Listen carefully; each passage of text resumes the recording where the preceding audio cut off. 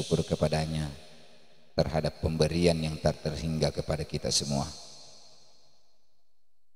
Salawat dan salam kita kirimkan kepada baginda Rasulullah Muhammad sallallahu alaihi wasallam, Nabi yang senantiasa menjadi panutan bagi kita semua, yang menjadi rujukan utama dalam kita berbuat, dalam kita bersikap di dalam kehidupan kita sehari-hari. Semoga Rasulullah Muhammad sallallahu alaihi wasallam tetap menjadi pedoman bagi kita semua untuk senantiasa menjalankan ibadah kita. Bapak Ibu sekalian yang sama dirahmati oleh Allah Subhanahu wa taala, masih berkaitan tentang zuhud. Di tempat lain Ibnu Abbas juga pernah ditanya, apa sebenarnya zuhud itu? Lalu kemudian beliau kembali berkata, zuhud terdiri dari 3 kata, 3 huruf, za, ha dengan da. Za-nya adalah tarkus zina. Za yang pertama adalah meninggalkan zina. Ha atau huruf yang kedua dengan ha itu adalah tarkul hawa, meninggalkan hawa nafsu. Dan huruf da, huruf yang ketiga adalah tarkud dunia, meninggalkan kehidupan dunia. Orang yang zuhud adalah orang yang tunduk hatinya di hadapan Allah Subhanahu wa taala, sehingga kalau orang tersebut benar-benar mencintai Allah Subhanahu wa taala, maka ia pasti mampu meninggalkan apa yang tidak disenangi oleh Allah Subhanahu wa taala. Sebab terkadang apa yang disenangi oleh Allah Subhanahu wa taala itu justru terkadang bertentangan dengan keinginan kita. Bertentangan dengan keinginan kita. Kalau menyaksikan seluruh pandangan itu berdasarkan pandangan mata lahiriah. Jadi bisa jadi sebuah ibadah menjadi beban bagi kita. Akan tetapi ternyata di sisi Allah Subhanahu wa taala itu justru bermanfaat bagi kehidupan manusia. Sebutlah misalnya di dalam kehidupan kita sehari-hari, obat itu rasanya pahit waktu ditelan. Kalau orang sakit rasanya pahit waktu ditelan. Tetapi di balik pahitnya obat itu mengandung unsur hikmah, sebab kita mau disehatkan badan kita sehingga mengkonsumsi obat. Nah, begitu pula manusia kalau sakit hatinya, kalau hati itu kemudian sakit, maka dia juga membutuhkan obat agar sembuh daripada sakitnya. Makanya obatnya hati untuk sembuh daripada sakitnya adalah ibadah kepada Allah Subhanahu wa taala. Maka kalau Allah Subhanahu wa taala memerintahkan sebuah ibadah kepada kita, itu berarti Allah ingin menyehatkan hati kita. Karena kenapa? Baik antara tubuh manusia, akal manusia, dan hati manusia itu masing-masing memiliki pembersih. Jadi kalau cara kita membersihkan tubuh lahiriah, ya tentu dengan cara mandi, tentu dengan cara berwudu atau bertayamum. Begitu cara kita membersihkan tubuh itu. Nah, kalau tubuh ini kemudian tidak bersih, tentu akan mudah penyakit masuk di dalam diri kita. Nah, makanya syariat untuk berwudu, syariat untuk mandi disyariatkan dalam agama kita. Itu pada hakikatnya kembali kepada diri kita. Nah, makanya penelitian barat menunjukkan bahwa saraf-saraf yang tersentuh air dalam waktu-waktu tertentu, yang ternyata waktu itu berada pada 5 waktu sholat itu dapat mencerahkan wajah manusia, dapat memperbaharui sel-sel yang mati. Sehingga wajar kalau orang yang kemudian rajin sholat lalu kemudian sempurna wudunya, maka itu dapat memancarkan cahaya di wajahnya, dapat memancarkan cahaya di wajahnya. Karena kenapa? Diperbaharui sel-sel yang rusak pada tubuh kita. Nah gitu. Karena sebenarnya mandi itu lebih sehat daripada berwudu. Akan tetapi menjadi kerinanan di dalam agama kita bahwa Rasulullah SAW pernah bersabda bahwa seandainya wudu itu adalah pengganti daripada mandi itu untuk membersihkan badan kita. Makanya orang yang rajin berwudu itu akan terpancar cahaya keimanan di wajahnya.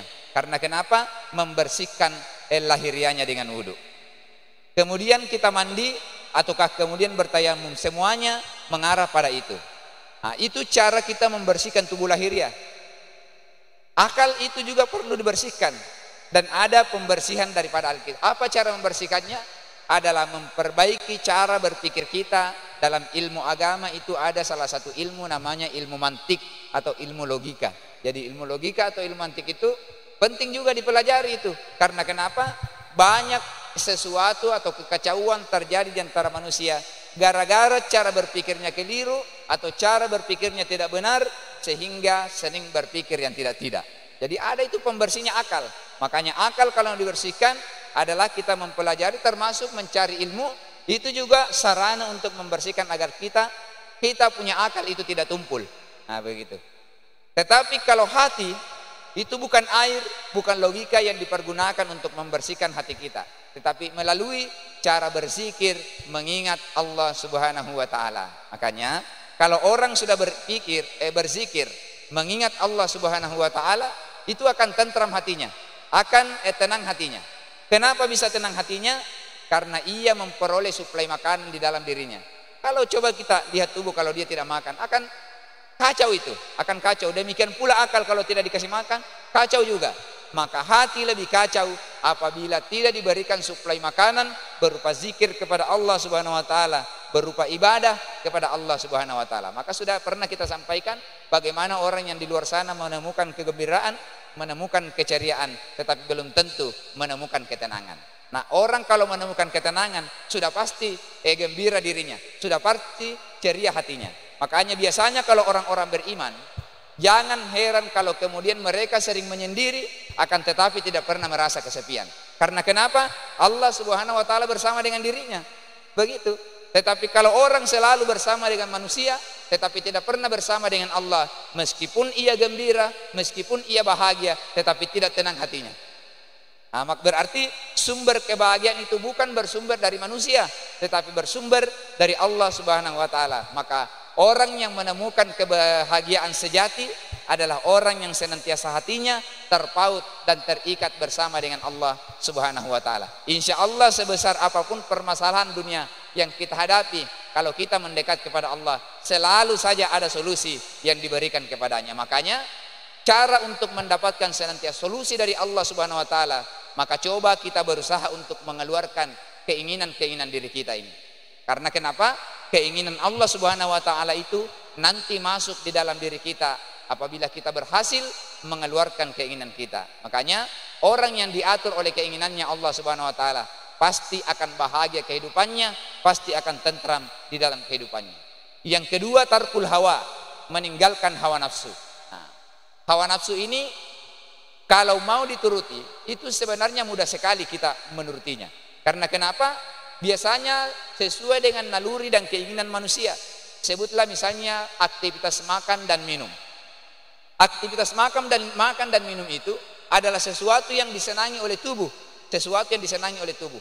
Akan tetapi kalau ia dilakukan terus-menerus, justru dapat melahirkan kerusakan pada tubuh itu sendiri, memperturutkan keinginan hawa nafsu. Misalnya kita marah atau benci, dengki, iri, itu semuanya adalah sifat yang sangat sekali mudah tumbuh di dalam diri kita. Bukan karena kita yang menginginkannya, tetapi ada yang membisikkannya. Nah, makanya bisikan setan itu selalu mengarah ke sana, bahwa sudah lakukan saja ini, sudah korupsi saja, ini bagus, sudah ambil saja itu meskipun bukan kita yang punya. Begitu bisikannya. Makanya untuk menyimbangi bisikan daripada iblis itu, maka perlu terus disuplai makanan-makanan jiwa, makanan-makanan hati kita, seperti nasihat agama, agar supaya senantiasa bisikan setan itu dapat kita imbangi agar tidak tergelincir ke jalan yang benar, di jalan yang salah. Karena kenapa? Sifat setan itu, kata Allah Subhanahu wa taala, wala tattabi'u khutuwatis syaitan innahu lakum aduwwum mubin. Janganlah kalian mengikuti langkah-langkah setan. Jadi Al-Qur'an itu menggunakan kata langkah-langkah, bukan mengatakan jangan mengikuti langkah setan. Jadi kalau langkah setan itu berarti cuma satu langkah saja. Tetapi kalau Allah mengatakan langkah-langkah setan, berarti setan itu selalu saja punya langkah, tidak habis-habisnya itu. Misalnya begini, kita sebelum bangun untuk menuju salat subuh, itu pasti ada rasa berat. masih enak dirasa kita punya tidur ini, sudah sebentar lagi, sebentar lagi. Tetapi kita katakan, nah ini adalah perintah Allah, harus kita lawan. Akhirnya kita berhasil bangkit dari tidur kita, kita lolos dari satu jebakan setan. Itu. Tetapi setan tidak berhenti punya akal.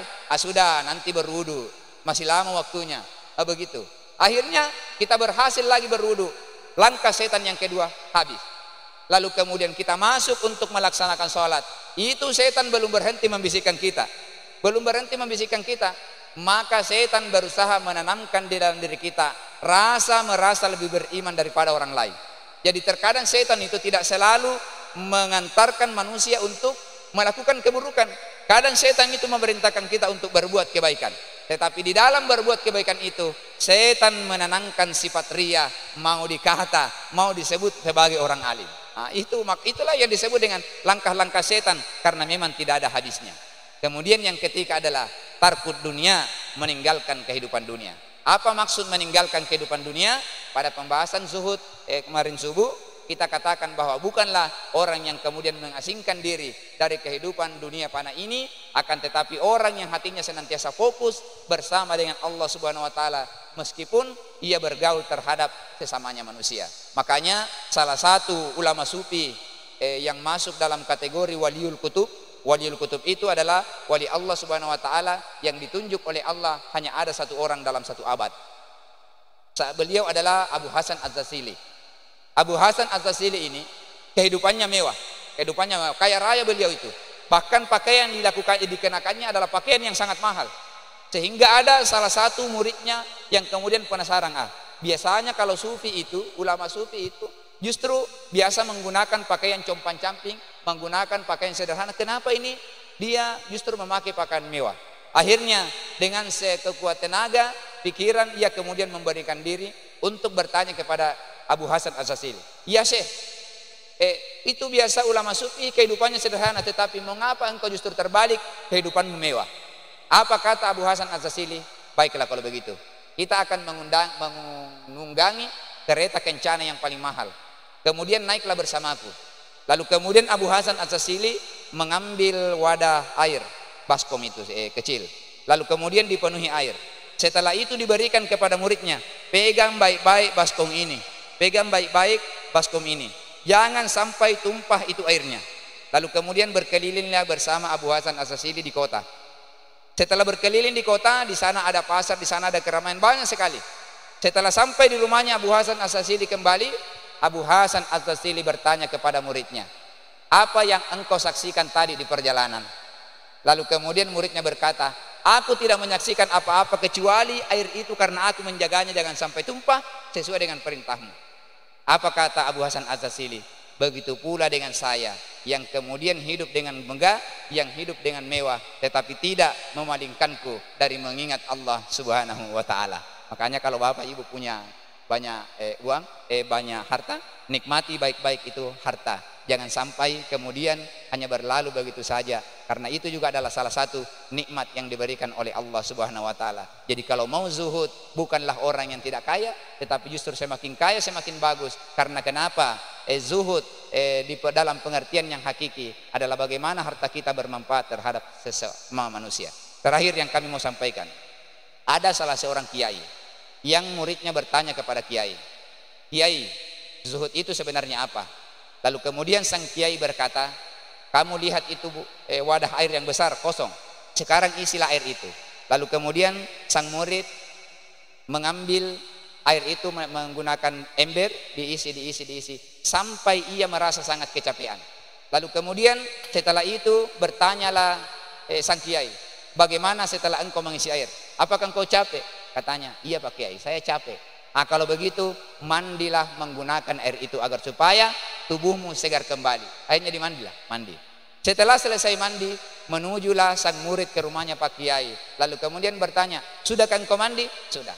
Lalu kemudian sang Kiai berkata, apakah engkau menghabiskan air di wadah itu?